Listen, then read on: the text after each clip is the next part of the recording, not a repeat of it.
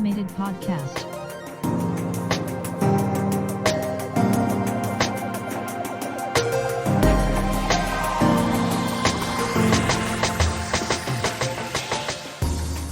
Welcome to Automated. I'm your host, Mark Verbenkov, and in this weekly podcast, we will be exploring the impact of emerging technology on jobs, society, as well as us, with business and technology leaders, researchers, and independent professionals across the world.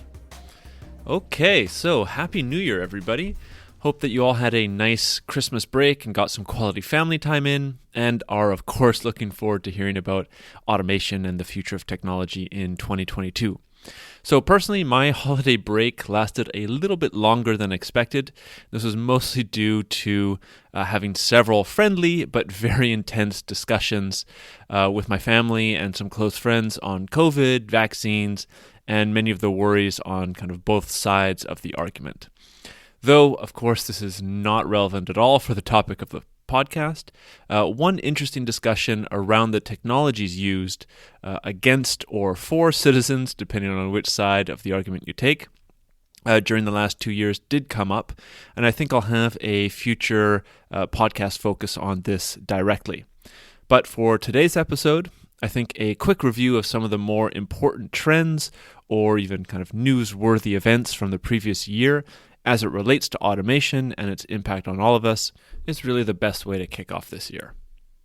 So to start off, let's look at Xenobots again. So this is a topic that I brought up in a previous episode, and it was really the story that kicked off in 2020 when it was first announced that a new life form was created by the researchers at the University of Vermont. So for a very quick recap, if you haven't heard about these or if you didn't listen to the previous episode, Xenobots are novel living machines. And they're neither kind of a traditional robot, nor are they a known species of animal. Kind of a new class of artifact, a living, programmable organism. And some of the things that can be proposed or that are proposed that they will be doing in the future are kind of delivering medicine to specific areas or cleaning up microplastics from our oceans and maybe even scraping plaque from our arteries due to their extremely small size and the ability for them to kind of move around and, of course, access more traditionally difficult to reach places. However, in late 2021, it was released that these life forms could now reproduce, quote unquote, through essentially a new form of reproduction that is different from plant or even animal reproduction. And it is called kinetic replication. And it only happened rarely with some of these Xenobots. So they were able to find tiny stem cells in a petri dish that was placed there by the researchers. And what happened was the Xenobot would be floating around and it would gather hundreds of these tiny stem cells. And a few days later, the bundles of cells actually became new Xenobots. So though, of course, this is still very early days for this technology, it has brought about a lot of concerns that not only that this is actually possible, but also that DARPA has partially funded the work. So I think it'll be definitely an interesting technology to track over the next coming years and really see if it will play more of a civilian or an environmental role as the researchers initially claimed, or if it'll be used for more militaristic roles in the future. But we can move from the very small to the very big, and next we can have a look at spaceflight and specifically how automation has been impacting spaceflight. So for the first time ever in 2021, a non-rocket powered flight has actually been achieved on a planetary body other than Earth. So NASA's Ingenuity helicopter, which was part of the Mars 2020 mission, completed its very first flight on Monday, the 19th of April. So the vehicle lifted off and flew for about 40 seconds by itself on the Martian landscape. So Ingenuity's purpose was to prove that such an object could fly in the thin Martian atmosphere, and has gone on to do several more flights since then, and even more are scheduled for this year. Now, not all flights are just a few seconds. Actually, in one of its most recent excursions, it lasted a total of 30 minutes. So one of the ideas is that as the rovers are driving around the Martian landscape, these small drones would be able to fly out for extended periods of time to kind of map out the environment before the rover actually gets to it, and maybe even pick up some things that the rover wouldn't be able to see from its on-the-ground perspective. And similarly, the Perseverance rover, where the Ingenuity docks to, is of course driving by itself, and it's doing so using a powerful auto-navigation system called AutoNav. And one thing that's actually quite interesting is that this system is significantly better than in previous rovers. It's actually enabling Perseverance to hit a top speed of about 120 meters per hour compared to its predecessor, which is Curiosity, which only covered about 20 meters per hour. So there's a significant advantage that these newer rovers have, which will ultimately allow them to explore and investigate much more than previous missions. And then finally, of course, something from SpaceX. It wouldn't be a complete list talking about space exploration if at least SpaceX wasn't mentioned once, right? So the most important thing that came out of SpaceX this year, in my opinion, as it regards to autonomous vehicles and automation in general, is of course the landing and takeoff of SpaceX's Starship, which is the 100-ton spacecraft that SpaceX and many people across the world are excited for, as it has a significantly larger capacity than other spacecrafts before it. And personally, one of the more interesting ideas that can come about from using Starship is, with its much larger capacity, is to bring heavy machinery to destinations in space, which definitely fits into kind of this growing idea of mining asteroids in the future, which could bring about significant resources, opportunities, and of course wealth back to Earth. And not just mining, but also there are ideas of having these sample return missions to the moon and even to Mars, where significantly larger quantities of rock could be brought back to be studied on Earth to get a much better idea of what actually is not just making up these bodies, but also, how we could integrate some sort of different moon and Mars bases, which is what the space industry keeps thinking about and keeps proposing as future plans in the next several years and decades. So next, we can look into the artificial intelligence space. And over the past year, there was a lot of movement with regards to language models. So in the past, I've brought up and talked about GPT-3, which is the third generation of OpenAI's general purpose language algorithm. And it uses machine learning to generate amazing human-like text, answers questions, and translates text on demand. There's an entire episode on that if you're not familiar and you're interested in GPT-3 and OpenAI's work. However, in 2021, what was quite interesting with regards to the language model space was that new players are coming out onto the space in order to compete or improve on what OpenAI had initially provided through their GPT-3 language model. Most notably, of course, is Microsoft, who had the exclusive license with OpenAI's language model, but they've now partnered with NVIDIA, and they've introduced two different language models, one called DeepSpeed and another one called Megatron. And both of these, they're claiming, are actually larger and more powerful than the original OpenAI language model. And beyond them, there's also the competitor of NVIDIA. It's called Samba Nova, and many others are expected to enter the space in 2022. So it'll be interesting to see many of these language models being provided by other companies and maybe even become cheaper for average users to use as time goes on. But before that happens, it's actually quite interesting to note that there were also a number of open source alternatives that came out. I'll have a link in the description of the show notes if anybody wants to check it out, because you could start using the open source alternatives even today.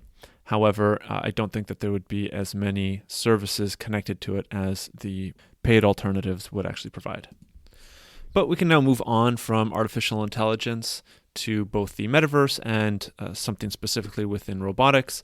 Now, I've touched on these in previous episodes and actually dedicated entire episodes to these before, so I'll only just mention them here. But if you did want further information on this, the metaverse is looked at in episode 85, and In episode 83, I touch on nurse robots that are actually replacing human nurses, as it's specifically related to the COVID vaccine mandates that were eliminating a number of different kind of occupations or people within the occupations that didn't want to get the COVID vaccines.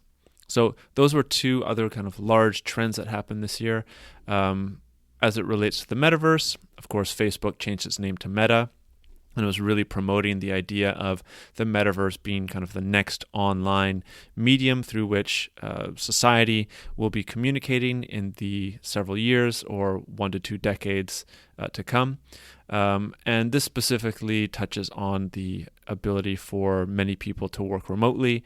So not only will it just be with kind of a keyboard, mouse, and monitor in the next several years, you'll actually be using some form of virtual reality goggles or the augmented reality goggles that will be coming out in the next couple of years to support the remote working opportunities that many of us have been either forced to or have chosen to continue throughout the entire pandemic. And then, of course, the nurse robots, it's just another aspect of automation coming in and taking maybe not the entire job of nurses, but certainly offering specific aspects of jobs. But again, as I said, you can check out episode 83, which has an entire 10 to 15 minute discussion on what happened there. So we can move on to the last industry here that will be looked at, and that is autonomous vehicles and self-driving cars.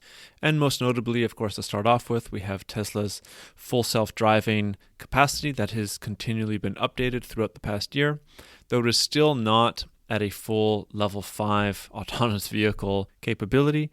It has, of course, drastically improved the ability of the car over the last year. But I think more interestingly is the kind of newfound focus on autonomous trucking and specifically freight as compared to the typical urban vehicle or the kind of autonomous taxis that have been in the news and so focused on for the past several years.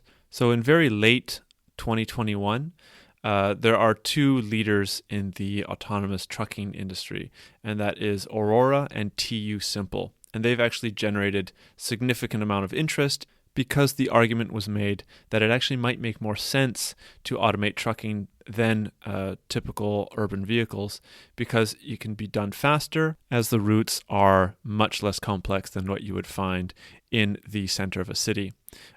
On the highways and in the transit routes that trucks normally drive, there are very few vehicles and fewer obstacles and fewer people walking around, which makes the autonomous trucking industry much more, maybe not more exciting, but certainly more feasible. And this is what has been generating a lot of interest. And coupled with this, Aurora actually started a commercial freight pilot in late 2021, where they were transporting goods for Uber Freight in Texas. And it'll be interesting to see how this progresses over the coming year and whether the tests are successful and the vehicles will actually be implemented in real use cases as compared to just the testing operations that they are being used right now.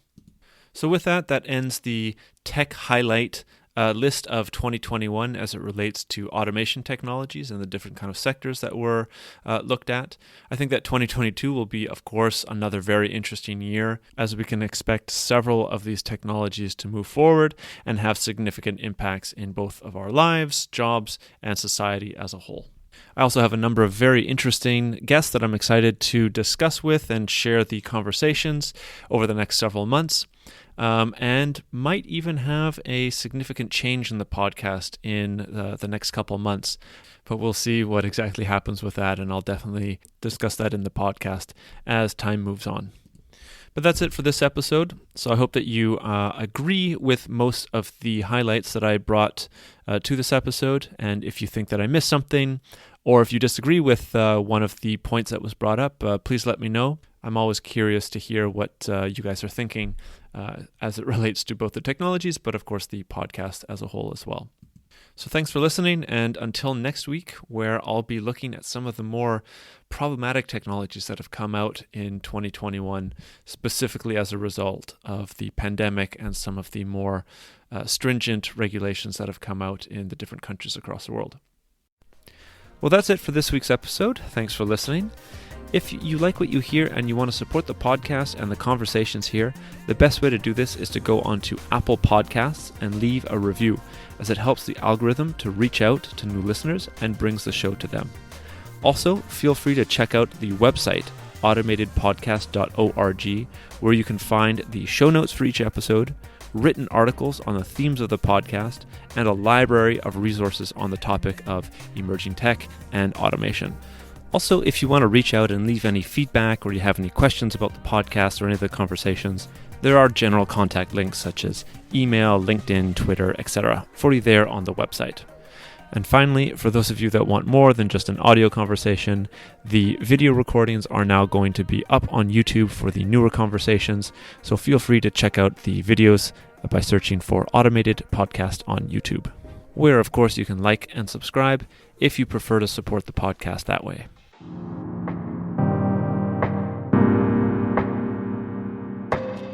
The Automated Podcast.